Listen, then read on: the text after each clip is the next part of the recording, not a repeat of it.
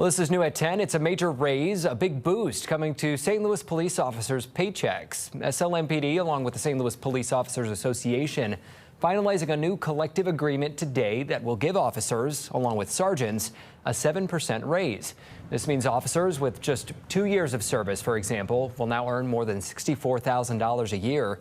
Today's agreement comes as Mayor Kara Spencer has flagged concerns about how much this raise will cost the city, including the fact that city charter, the city rules require the fire department also receive a raise when city police do.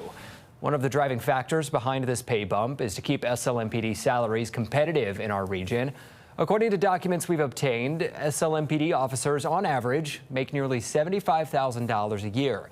Compare that to St. Charles County, which averages nearly $77,000, or Florissant, which averages around $78,000. In Arnold, the average salary is over $96,000.